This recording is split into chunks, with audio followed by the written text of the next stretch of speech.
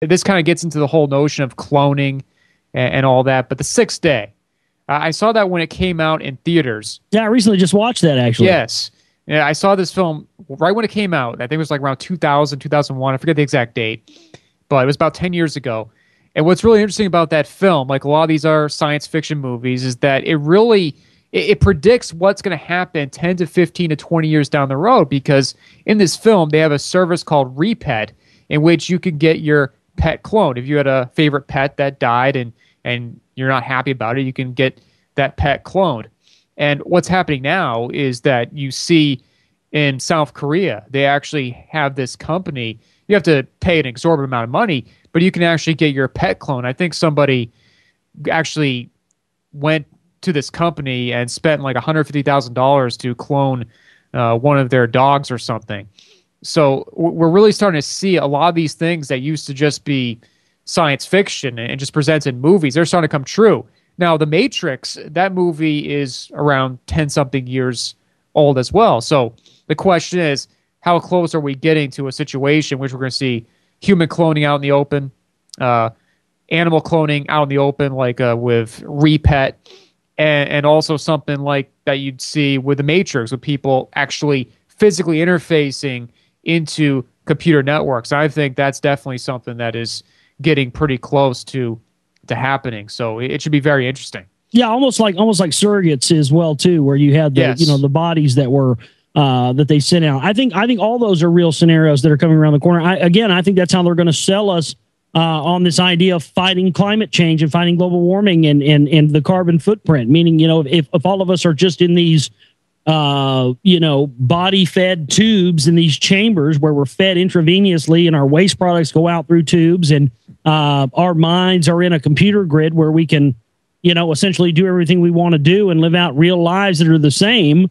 But yet we won't have all those people actually out driving cars and buying gasoline and using resources. Everybody will be in these rooms in seemingly what will be the same type of world as we have now. I really do see that as probably what they're going to do. I think that the social networking sites, I think that the massive online RPG games are a part of that, with people building guilds and communities and things of that nature and becoming immersed and becoming these new characters, new people online in the digital world, somebody they could never be in reality, in the real world. And I think that that's one of the biggest ways they're going to be able to sell this. I think that's why they have now, for years, if you were into video games or you were into technology, you were a geek or a nerd. Well, now geeks and nerds are cool, and they're making geeks and nerds be the heads and CEOs of these different companies. And now geeks and nerds have power. And that is exactly the master plan they've been initiating all these years. And that's how the geeks are going to take over the world, is by getting us to acquiesce and to give over our souls to technology. And I think that people are. Did you see the new Tron movie, Lee? Oh, yes. I went and saw it in the theater, and very interesting. I think there was a definite warning in there. The Tron, before there was always the Matrix, but long before there was the Matrix, there was Tron, and referencing to calling the people that believed in the users as being religious fanatics, and this idea of storming the gates of heaven. I don't know if you heard me talk about this on my show, but there was an interesting thing I found was rewatching the first Tron before going and seeing the new one. And I noticed inside Alan 1, Alan was the guy, Bruce Boxleitner, that played Tron. And over his desk, in the first Tron, he has a banner inside his cubicle that says, Gort Klaatu Barado Niktu. Yeah, that's from that old 50s movie. Well, it's from The Day the Earth Stood Still is where it is originally from. But what's interesting about that is, with Tron being the first Matrix, it's interesting that you also had Keanu Reeves muttering that same exact line in the new remake of The Day the Earth Stood Still, as well as it being the three names of the three aliens on Jabba's barge in Jabba the Hutt, as well as being the statement that Ash from the Evil Dead movies, that he says that same exact line to the Necronomicon inside of Army of Darkness. So you have all these references in there to this, what appears to me to be a very Kabbalistic, magical phrase in all these different science fiction movies. And then you tie that in with this idea of that phrase originates, as you mentioned, from the original Day the Earth Stood Still. And what that phrase would do is it made the aliens not kill the humans. That phrase is what kept. So to me, to see that line put in these different movies and think about that in the context of,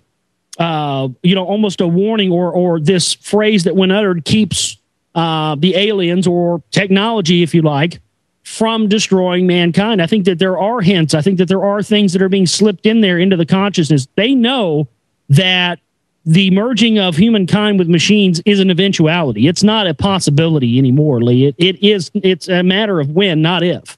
No, I agree. Absolutely. Well, another thing about the new Tron movie that I want to get your take on real quick is there were some very interesting concepts in there. Besides all the symbolism, there's a lot of Illuminati, Freemasonry symbolism in the film. It's hard to know where to begin in describing all of that stuff. You just have to go and take a look at it and you'll know what I mean. But there's some very interesting concepts that I felt were presented in the new Tron. You have the concept of artificial life.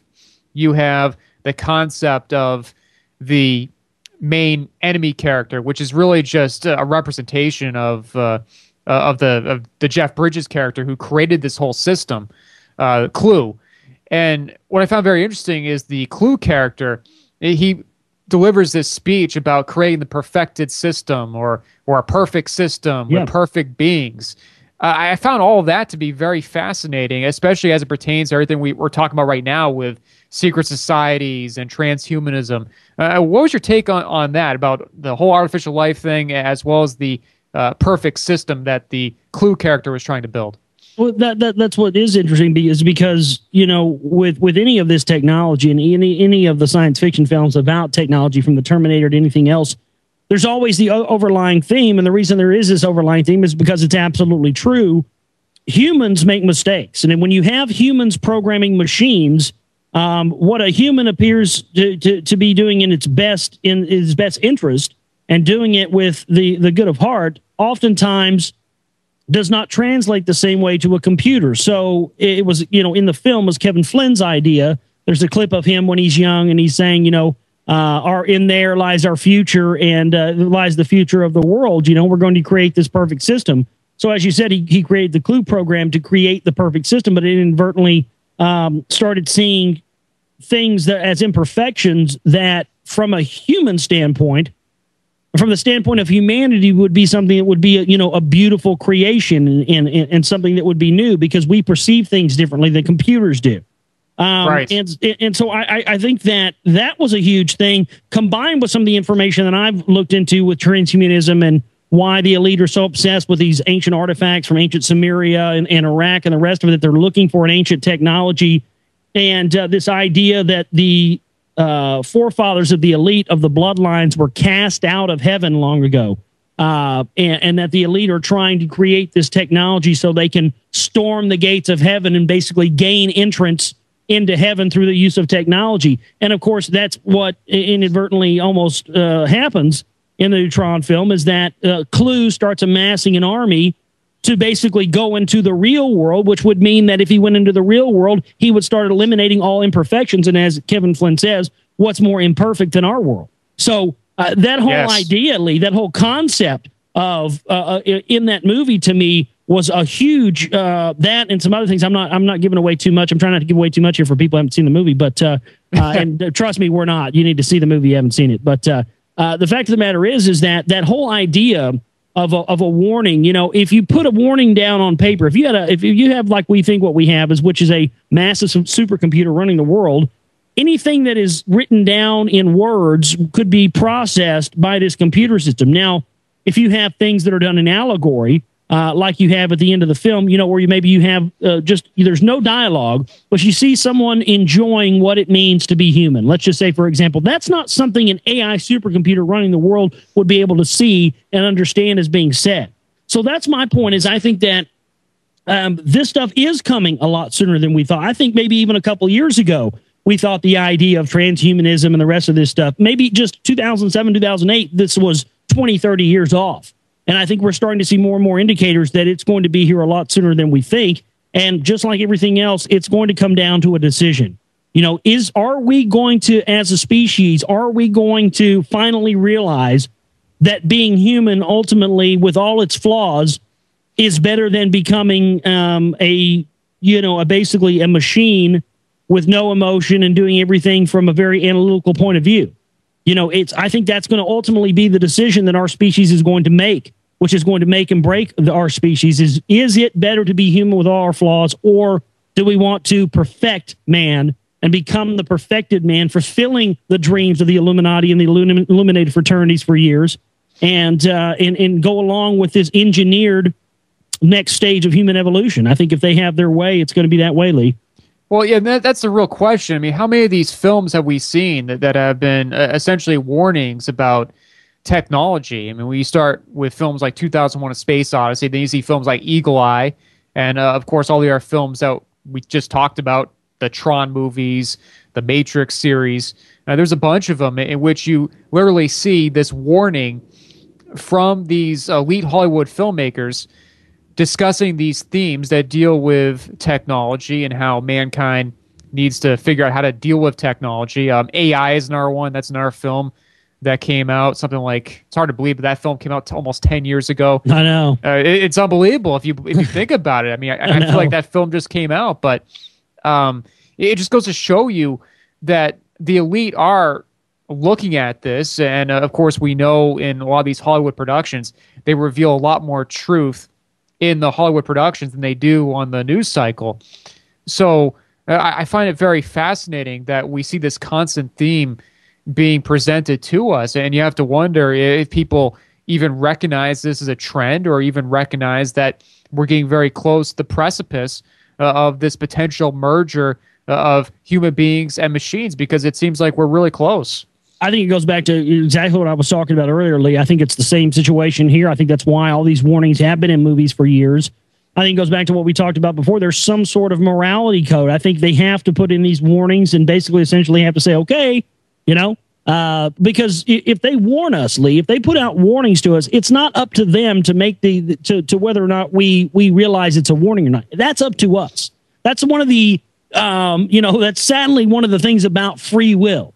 Is that you have the free will to be enlightened, or you have the free will to be a total dumbass. I mean, it's really comes down to the individual. And I think that these warnings are much in that same way. If we are paying attention, and if we are choosing to engage our minds in subject matter that really, really are important, not this mindless brain junk food that's shown on mainstream TV and everything else. I think if we actually actively engage and choose to be paying attention, then we will get and understand the warnings, and we will choose as a species not to go down that route.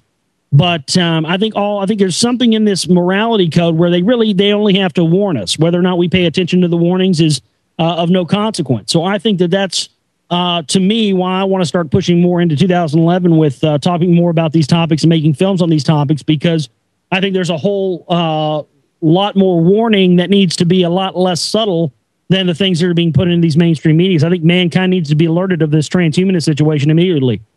Yes, absolutely. I 100% agree. And it's kind of funny because a lot of the information that you see in the alternative media, it's just focused in around the police state, Big Brother, phony Al-Qaeda, things like that.